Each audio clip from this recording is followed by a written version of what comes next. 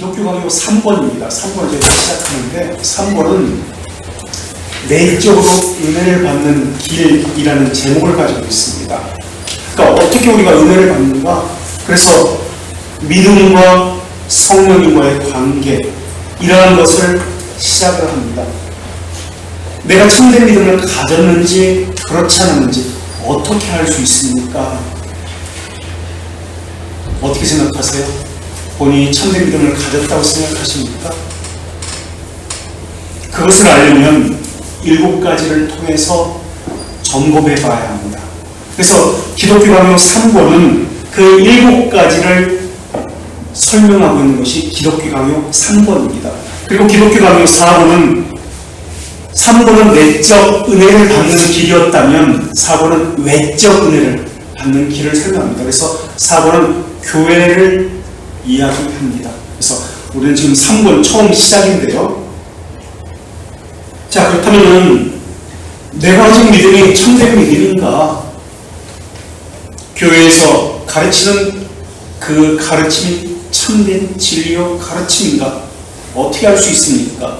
7가지를 통해서 점검해 봐야 합니다. 이 7가지는 내적인 것만 가지고 이야기합니다. 외적인 것은 4번에서 이야기하니까 그것은 다시 이야기해야 합니다. 내적인 것, 그러니까 개인적인 겁니다. 개인적으로 어떻게 은혜 받는지, 어떻게 내가 가진 믿음이 분명한 진리 가운데 거하고 있는 믿음인지. 그래서 첫 번째는 75페이지입니다. 첫 번째는 7가지 측면을 살펴보려고 합니다. 첫 번째는 성령과 믿음의 관계입니다. 믿음을 우리에게 주시는 분이 성령 하나님이십니다. 그래서 성령과 믿음의 관계를 바르게 알고 있어야 됩니다. 이것이 시작입니다. 그래서 기독교 강요 3권 1장에서 성령과 믿음의 관계를 설명합니다. 믿음이 무엇일까요? 믿음의 목표는 무엇일까요? 믿음은 무엇에 기초해 있을까요? 믿음의 정의를 한번 이야기해 볼까요? 믿음의 정의가 뭐예요?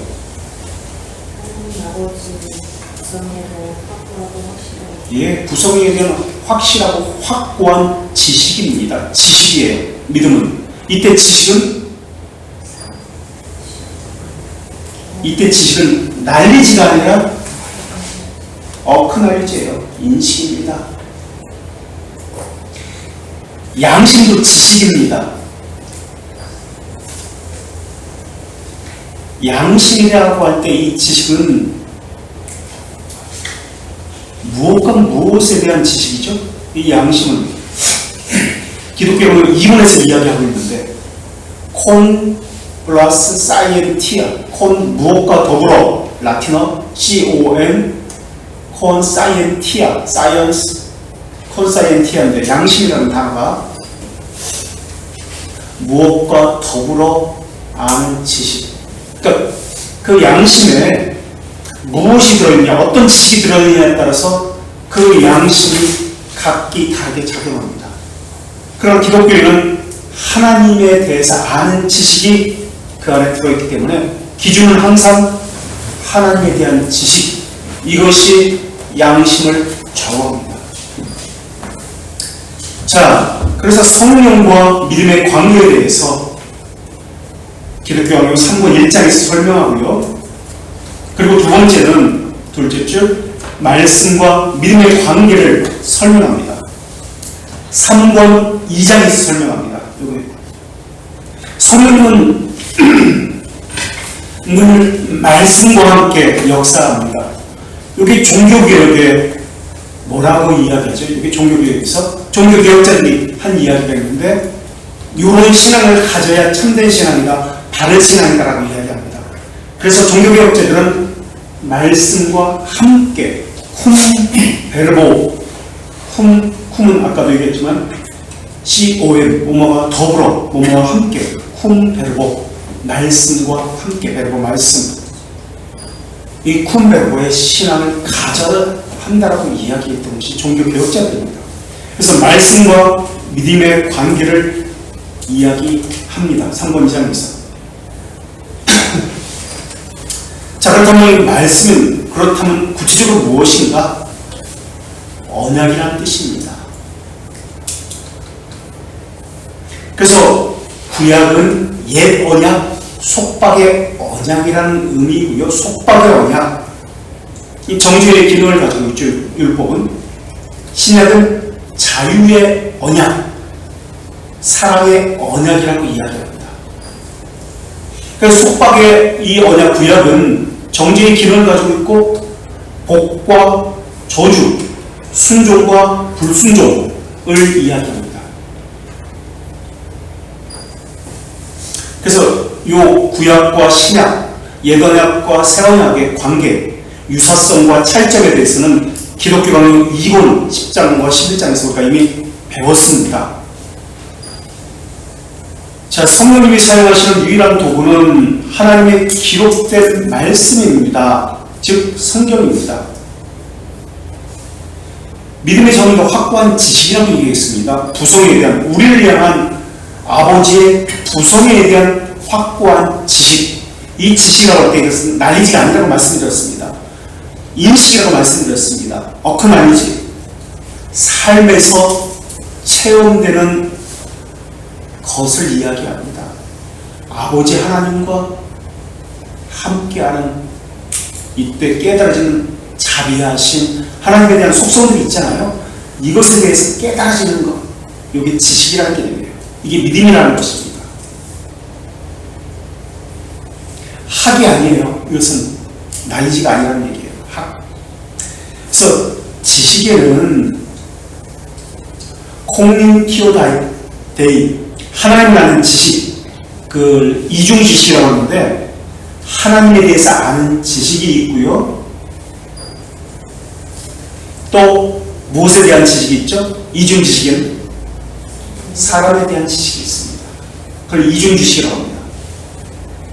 하나님에 대한 지식, 사람에 대한 지식. 두 지식이 있습니다. 이거 기독교는 1분 나오는 것들이에요. 우리 교인들 말씀은 반복을 안 하는데 이미 했던 것이기 때문에, 새로운 분들이 많이 있기 때문에 좀 반복합니다. 두 지식은 뭐예요? 기독교는 1번 2장에 나오는 것인데, 두 지식은 창조주 하나님에 대한 지식과 구속주 하나님에 대한 지식입니다. 이게 신앙국에서 처음에 나온 거예요.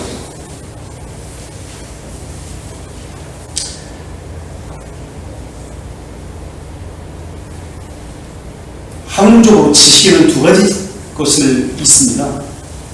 콘닌티오 데이, 콘, C-O-N-N-I-T-I-O,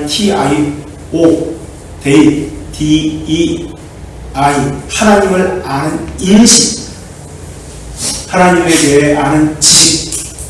근데 우리가 기독교에서 지식이라고 할 때, 믿음이라고 할 때 이것은 인식이라고 말씀드렸습니다. 인식, 하나님과 늘 동행하는 것, 이게 지식입니다. 이게 인식입니다.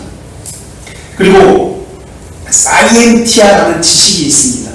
이것은 방법론적인 지식을 이야기합니다. 이것은 일반 학문에서 알아보고 있는 사이엔티아 그런 지식입니다. 학, 방법론. 그러나 기독교에서의 이 교리고 문화이란 것은 하나님을 아는 인식에 관한 것입니다. 인식.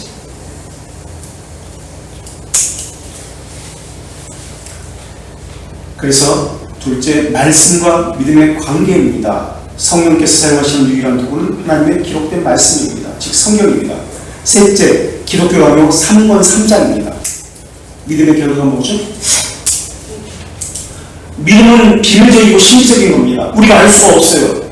그러나 이것을 통해서, 믿음의 결과를 통해서 내게 믿음이 있구나, 하나님의 선택된 자녀구나 라는 것을 알 수 있습니다. 그게 뭐죠? 회개입니다. 정확히는 회개의 삶입니다. 그럼 회개가 뭘까요? 회개의 삶. 회개의 삶은 뭐예요? 하이델베르크 교리문답 88면 나오죠. 뭐죠? 옛사람 죽이고 새사람 살리기. 이게 회개의 삶이에요. 삶 속에서 죄 죽이기를 하고 있는가? 옛사람 죽이는 죄 죽이기라고 합니다. 죄 죽이기를 하고 있는가?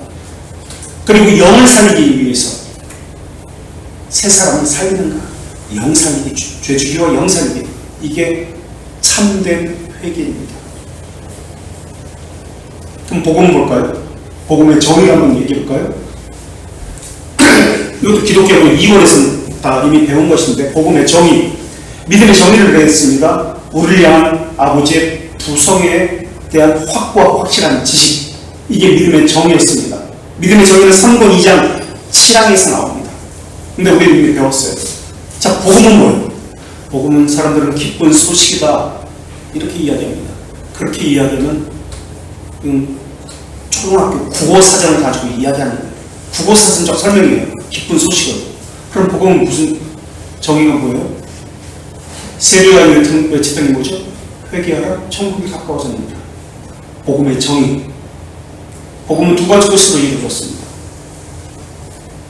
죄들의 용서에 대한 약속과 회개의 촉, 이게 복음입니다.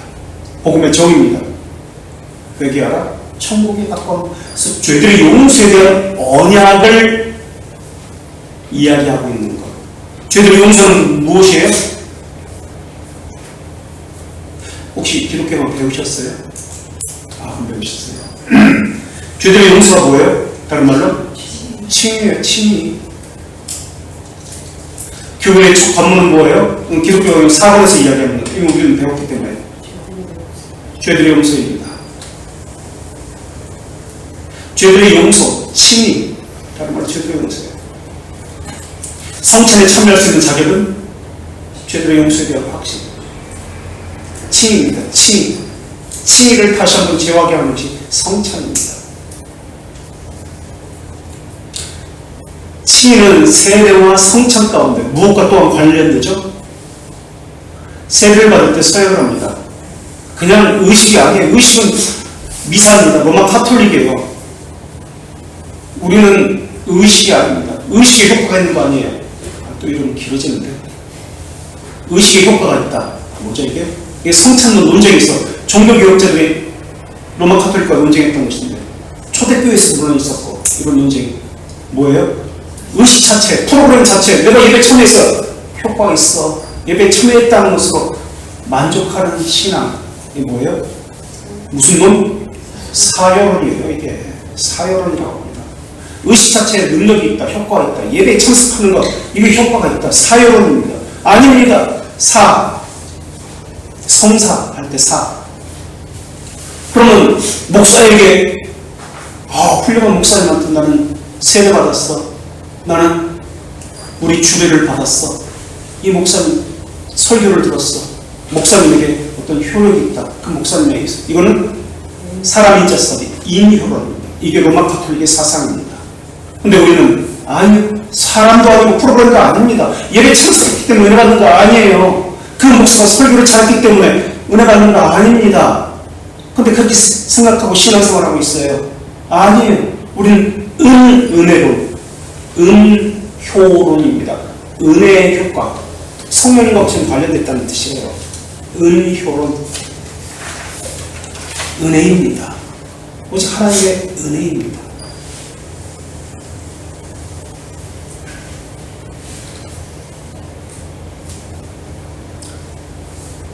자, 참된 믿음을 소유했다면 그 많은 결과를 나타낼 것입니다. 참된 믿음의 결과는 바로 회개입니다.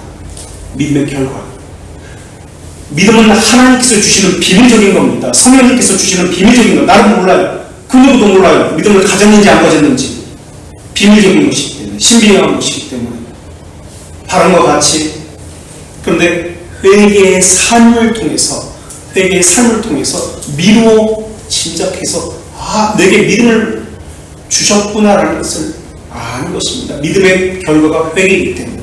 그래서 회개의 삶을, 회개라는 것은 그냥 금요일에 때 소리 지르면서 주여 주여 삼창, 이거 회개 아니에요? 그런 걸 회개라고 말하지 않습니다. 또 그러면 또 로마 카톨릭에서는 회개를 무엇과 무엇을 가지고 이야기하죠? 우는 것과 통회하는 것, 울부짖는 것, 속내서 우는 것과 울부짖는 것, 그리고 고백하는 것, 고해. 이것을 회개라고 합니다. 한국교회는 이런 로마 가톨릭의 회개라는 개념이 들어왔어요. 소리 지르는 것, 그리고 자신의 죄를 이야기하는, 이거 고해성사입니다. 아니면 사순절 때 써가지고 십자가에 붙이고 아니면 불에 태우고, 이거 고해성사입니다. 이것을 가지고 회개라고 이야기해요. 아니에요. 회개의 삶은, 회개는 아까 얘기했지만 죄지기와 영살입니다. 하여튼 88회 나오니까 참된 회개가 무엇인지 찾아보시면 좋습니다. 참된 회개는 사람의 측면에서 이야기하는 것이 참된 회개입니다. 그럼 회개는 또 어떤 회개가 있습니까? 생명에 이르는 회개가 있습니다. 생명에 이르는 회개는, 참된 회개는 사람의 측면이라면 생명에 이르는 회개는 하나님 측면입니다. 하나님께서 주시는 것입니다. 그래서 이것도 비밀입니다. 하나님께서 주시는 것, 이것이 다른 말로 중생회심이라고 해요. 그래서 웨스트민스터 신학교에서는 생명에 이르는 회개라고 설명을 합니다. 그리고 하이델베르크에서는 아까 88명이 됐죠. 사람의 측면에서 이야기하기 때문에 참된 회개라고 이야기합니다. 하나님의 측면은 사람의 측면의 시간, 제한, 공간입니다. 그렇죠? 시간적이고 시간에서 활동하고 공간에 하나 있고 제한적입니다. 이게 사람의 측면입니다. 그리고 인식이라는 것을 가지고 있습니다. 사람은. 그러나 하나님의 측면은 비밀입니다. 시간이 아니라 뭐죠? 영원이라는 개념입니다. 영원을 다른 말로 무한이라고 합니다. 영원, 무한, 영원하기 때문에 불변한 거예요. 변하지 않는 거예요. 하나님의 언약이 바뀐다? 하나님의 말씀이 바뀐다? 그럼 무한, 영원이라는 개념이 깨져버립니다. 하나님이 아니라는 뜻이에요. 하나님의 언약은, 하나님의 말씀은 영원합니다. 구약과 신약의 말씀, 그 율법, 복음이 다른 것입니까? 아닙니다. 같은 것입니다. 그래서 우리는 그걸 하나하나 살펴보았는데 어쨌든 기독교는 이본에서 설명하는 것이니까. 자, 믿음의 결정은 회개입니다. 참된 믿음을 소유했다면, 내가 가진 믿음이 참된 믿음이라면 그 사람은 회개의 삶을 살게 되어 있습니다. 죄를 죽이기 위해서 몸부림을 칩니다. 그리고 동시에 영을 살리기 위해서 새 사람으로, 새로운 비전으로 살기 위해서, 영을 살리기 위해서 몸부림을 칩니다. 영을 살릴 수 있는 것은 무엇을 가지고 하는 것이죠?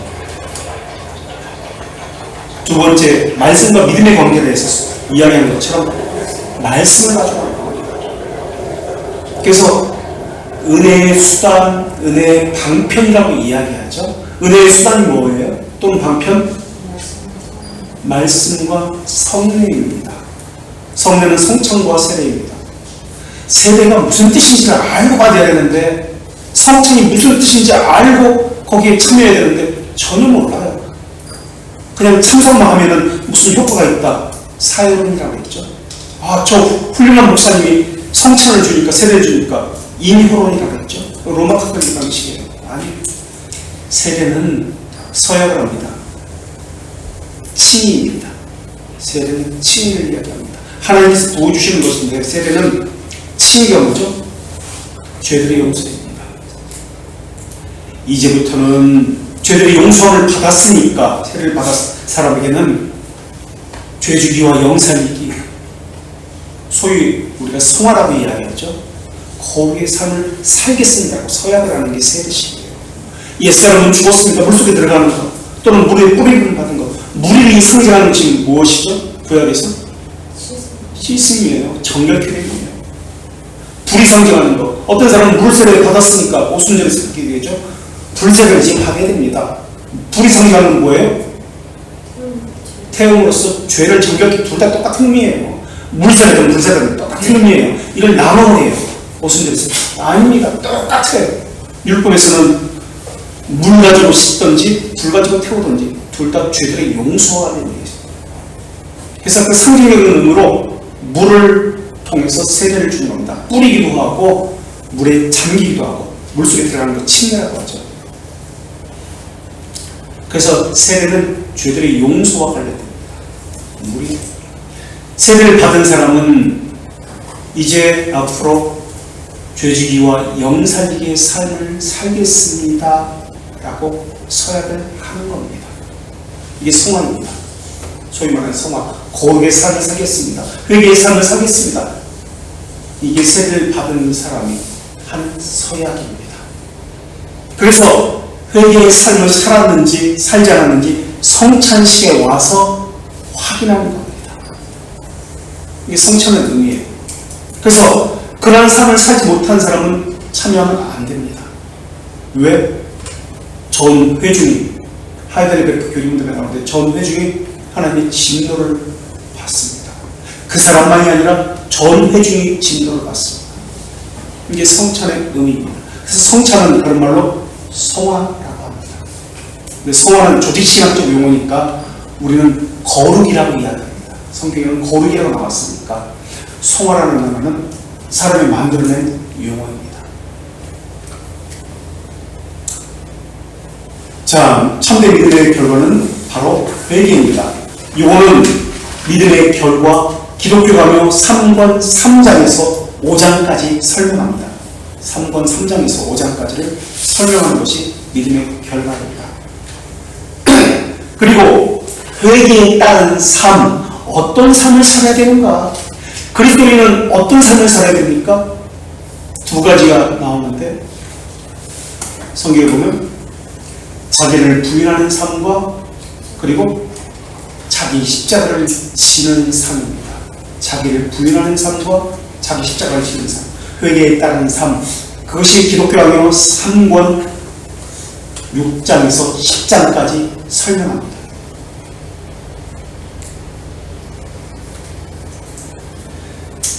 참된 믿음의 결과는 바로 회개입니다. 그 결과가 시차가 있을 수는 있지만 반드시 결과는 나타나게 되었습니다. 반드시입니다.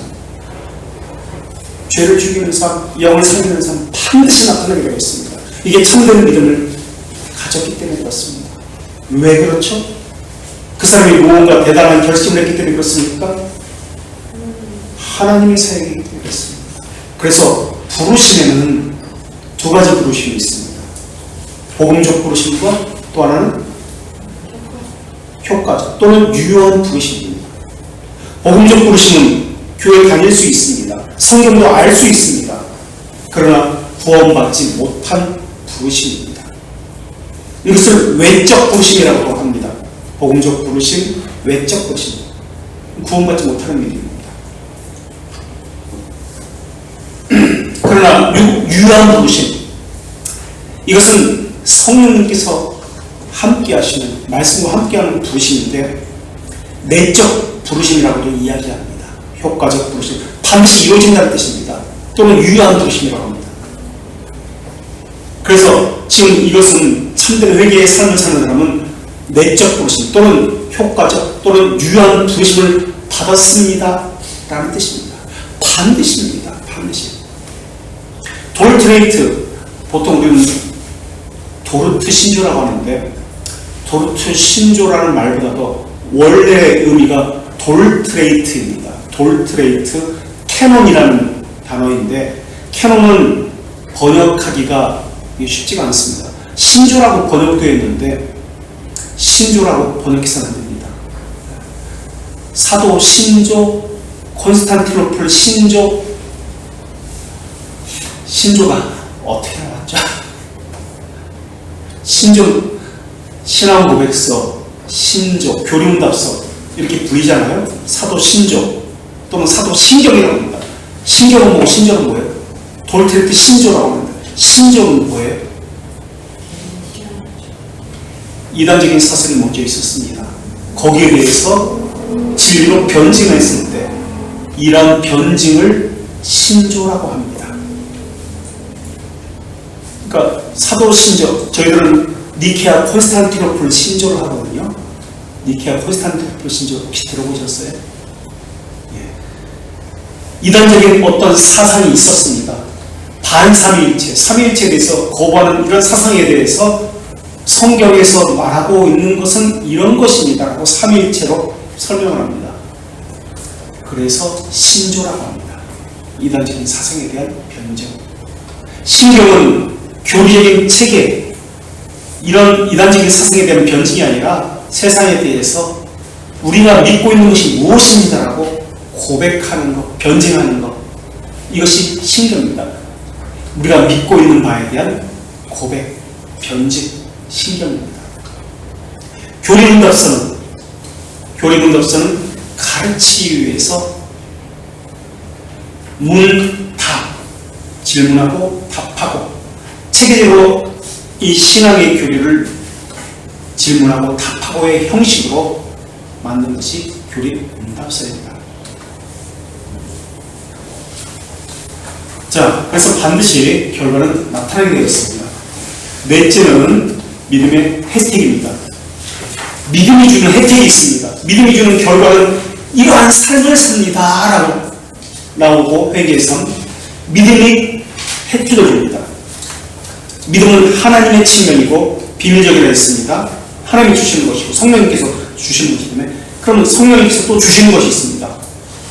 믿음의 혜택, 그것이 무엇이죠? 그 믿음의 혜택에 기독교요 3권 11장부터 19장까지 나옵니다. 11장부터 14장까지는 뭐가 나올까요? 믿음의 혜택이 뭘까요? 칭. 11장부터 14장까지는 칭에 대해서 설명합니다.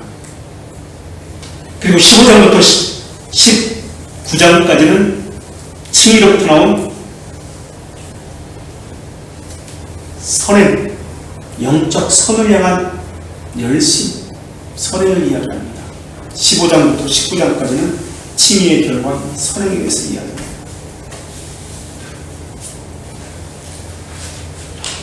그리고 혜택이 주는, 믿음의 혜택이 주는 최종적인 것이 무엇이죠? 믿음의 혜택이 주는, 그래서 기독교요 3권 뒷부분에서 혜택을 설명하고 그 다음에 최종적으로 나오는 것이 네? 자유입니다. 그리스도인의 자유. 참된 믿음을 가진 사람은 자유합니다.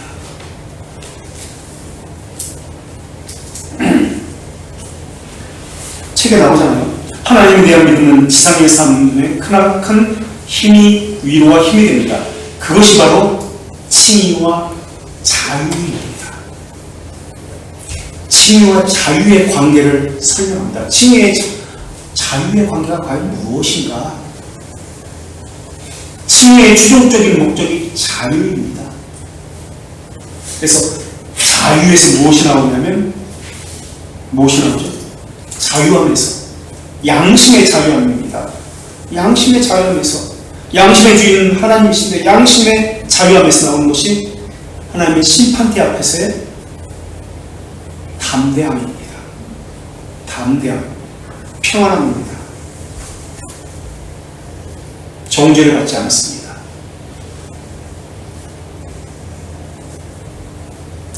그것이 칭의와 자유의 관계입니다. 어려운 개념이지만 매우 중요한 진리입니다. 다섯 번째, 믿음에 대해서 내가 참된 믿음을 가졌다면 다섯 번째로 나오는 것은 이것입니다.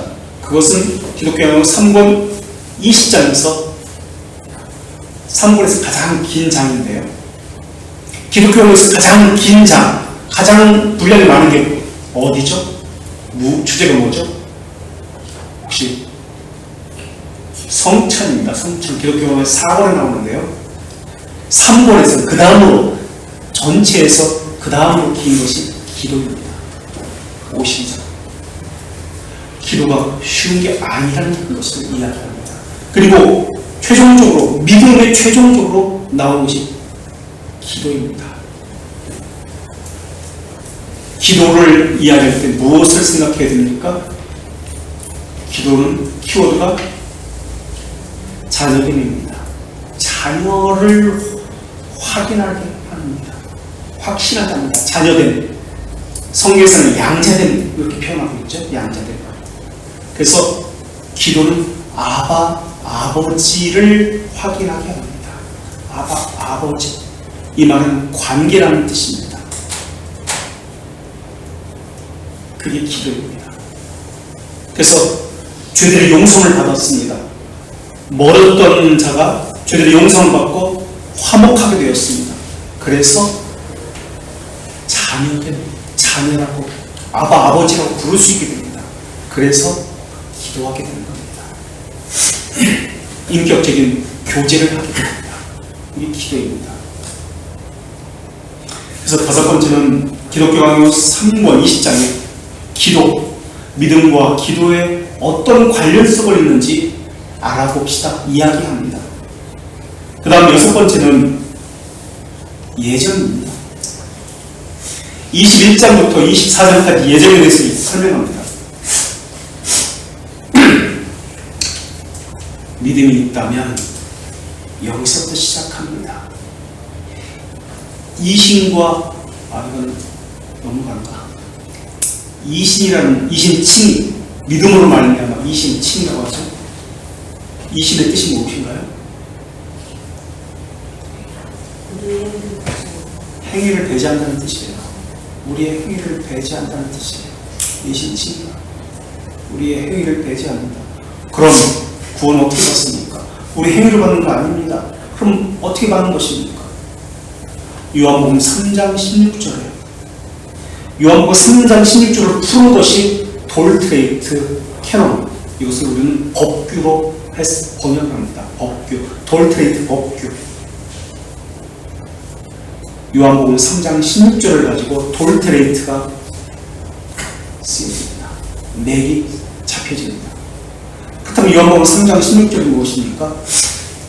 여기는 우리의 구원에 대해서 설명합니다. 하나님이 세상을 이처럼 사랑하사 제1원인이라고 이야기합니다. 제1원인. 이때 원인은 인과관계에 의한 것이 아니라 하나님의 측면에서 설명하고 있습니다. 하나님의 시간이라는 개념이 아닙니다. 시간이라는 개념에서는 인과관계가 있습니다. 원인이 있고 결과가 있습니다. 시간의 흐름에 따라서 과정이 있고. 그런데 하나님이 영원이기 때문에 시간을 창조하시고 초월하시는 분이기 때문에 이런 시간 개념이 아닙니다. 원인이라는 개념은 모든 것의 창시자다, 섭리주다, 그런 개념입니다. 주권자다, 그런 개념입니다. 그래서 제1원인은 하나님이 세상을 이처럼 사랑하사 제1원인이라고 합니다. 이것을 다른 말로 또 뭐라고 하죠? 돌트레이트에서 설명했는데 오히려 우리가 교리를 돌트레이트 지금 하고 있습니다.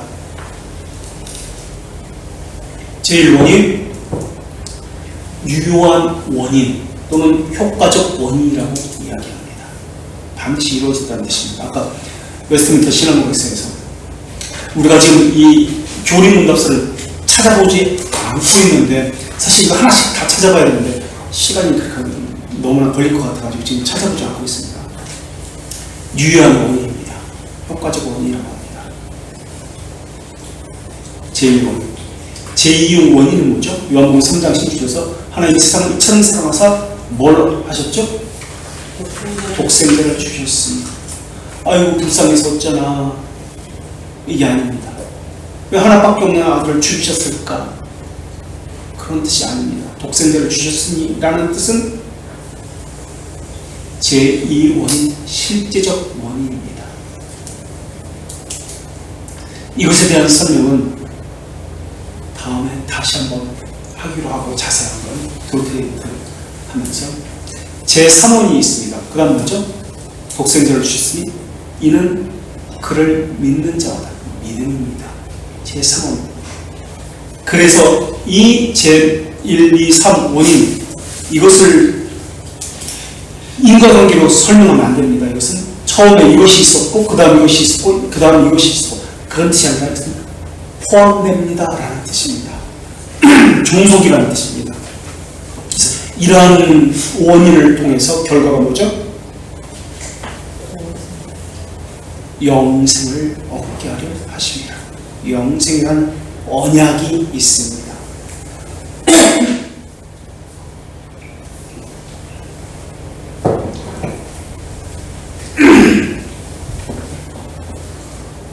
그래서 우리의 믿음은 어디서부터 시작해야 됩니까? 어떤 사람은 당신 거듭난 시간 압니까? 날짜 압니까? 구원받은 날짜 압니까? 라고 묻습니다. 그러한 사람들이 아르미니우스주의자들입니다. 사람의 측면에서 시작합니다. 그래서 인과관계에서 시작하는 거예요. 시간의 개념에서 시작하는 거예요. 그렇다면 우리는 어디서부터 시작해야 됩니까? 믿음을 영원이라는 개념에서. 그것이 예정입니다. 영원에서 우리는 구원받았습니다.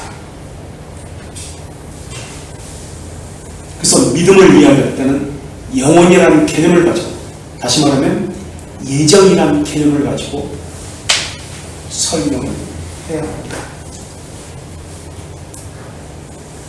그래서 예정은 3권 21장에서 24장을 거기서 다룹니다. 예정에 대해서. 그리고 여기서는 예정에 대해서 반대하는 5가지 의견에 대해서 반박하는 것을 또한 다루고 있습니다.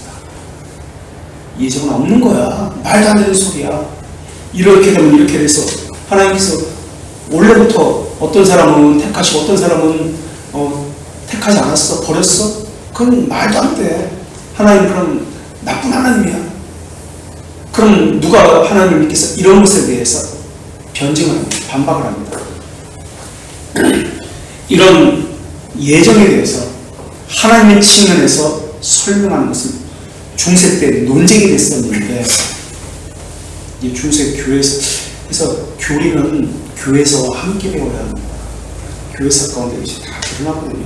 그래서 이건 지금 중세 때 논쟁이 됐었는데, 이걸 무슨 주의라고 하나요? 혹시 기억나세요? 우리 교인들 가운데 이 사람의 이름을 따가지고 이 주의라고 합니다. 아세요? 스코투스주의, 스코투스주의, 스코티즘입니다. 스코투스라는 사람이 처음으로 이것을 주장하면서 스콜라주의가 무너집니다. 스콜라주의는 뭐예요? 로마 카톨릭의 사상인데 인과관계에 의해서 설명하는 것이 스콜라주의입니다. 인과관계에 의해서, 시간이라는 개념에서 사람의 관점에서 하나님을 바라보겠다는 거예요. 근데 오늘날은 대부분의 사람들이 신앙생활을 그렇게 합니다. 사람의 관점에서 하나님을 바라봅니다. 그래서 내가 이해해야 믿겠다라고 합니다. 신앙은 내가 이해해서 믿는 것이 아닙니다. 근데 그렇게 신앙생활을 해요. 내가 이해해서 믿겠다. 신앙은 하나님이 부어주시는 것입니다. 내가 이해해서 믿겠다. 이해가 되면 믿겠다. 목사님 나를 이해시켜 주십시오 라고 합니다. 아닙니다. 이게 아르미니우스주의자들의 신앙의 양태들입니다. 이해하면 믿겠다. 그러면 이해가 안 되면 못 믿겠다. 없애버리는 겁니다. 이게 자유주의 신앙이에요. 이해가 되는 것만 믿는 거예요. 그리고 이해가 안 되는 기적, 이거 다 제거해버리는 게 자유주의 신앙이에요. 또 이것이 아르미니우스주의 신앙입니다. 이게 스콜라주의, 로마 카톨릭의 신앙입니다. 자, 그래서 예정을 스코투스가 던스 스코투스, 영국 사람인데요. 던스 수도사입니다. 던스 스코투스가 주장을 하면서 스콜라주의가 무너집니다. 스콜라주의는 인과관계에서 하는 것인데, 이 사람은 영혼부터 이야기합니다. 예정부터 이야기합니다. 그래서 스콜라주의가 무너지면서 종교개혁의 그 실마리가 됩니다. 그래서 칼빈은 이 스코투스주의의 신앙을 따라서, 장로교회도 마찬가지죠. 칼빈의 신앙을 따라가니까 예정에 대해서 중시합니다. 그래서 믿음을 설명할 때 예정부터 설명을 해야 합니다. 자, 6번째는 예정입니다. 스코투스주의 제1 원인을 이야기하죠. 하나님께서 세상을 이처럼 사랑하사. 신앙 고백서에서는 이것을 어떤 하나님의 속성으로 설명하죠? 세상을 이처럼 사랑하사를 우리가 믿음을 정의할 때 우리를 향한 부성이라고도 이야기했지만 또 다른 말로 우리를 향한 아버지의 자비하심이라고 설명합니다. 자비하심, 부성이 같은 말인데 그래서 신앙 고백서에서는 자비하심이라고 설명합니다. 하나님의 속성을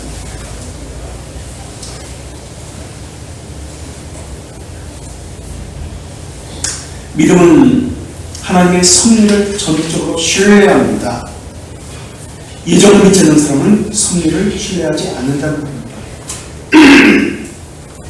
마지막으로 7번째는 부활입니다. 부활은 3권 25장에서 설명합니다. 그래서 총 3권은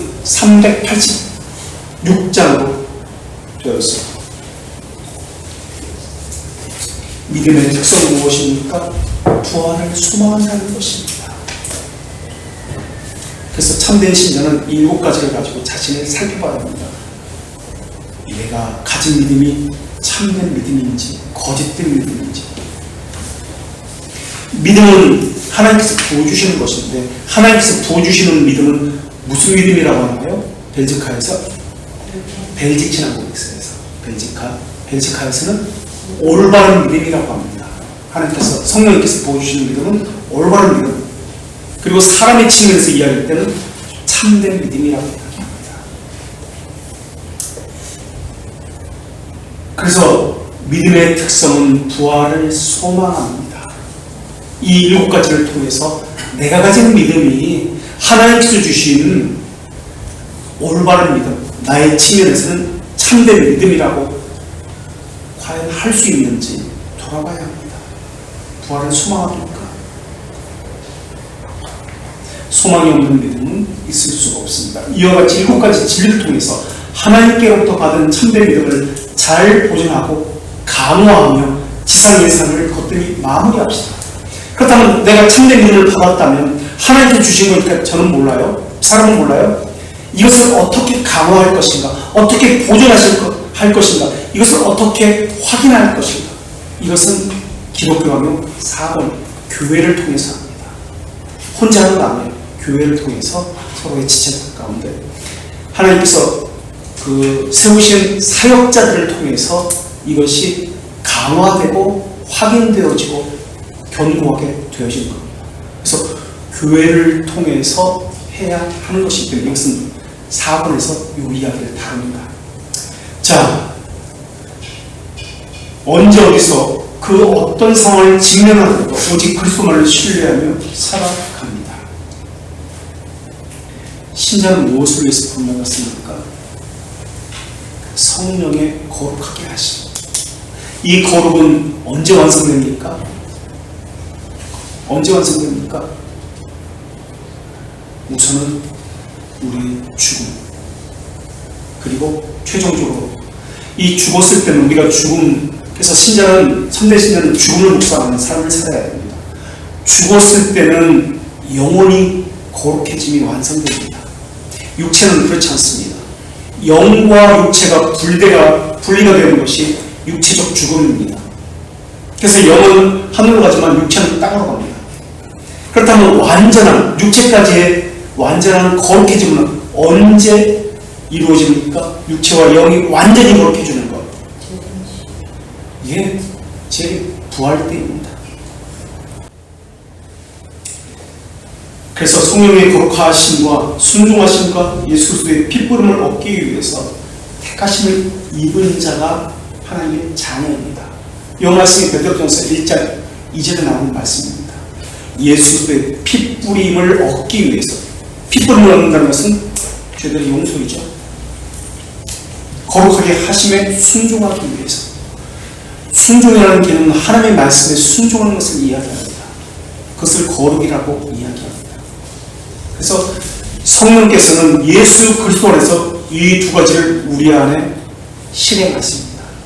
첫째, 죄들의 용서인 예수 그리스도의 핏부림을 우리에게 실행하십니다. 둘째, 거룩하게 하십니다. 이것은 순종과 관련되어 있습니다. 이 2가지를 실행하십니다. 그래서 성령님은 우리를 거룩하게 하시는 영이십니다. 성화시키는 영이십니다. 여기까지. 혹시 질문이나 나누고 싶은 거 있어요? 다음에는 이건 지금 서론을 겁니다. 그래서 다음에는 성명이요. 3번 1장 여기부터 시작하겠습니다. 질문이나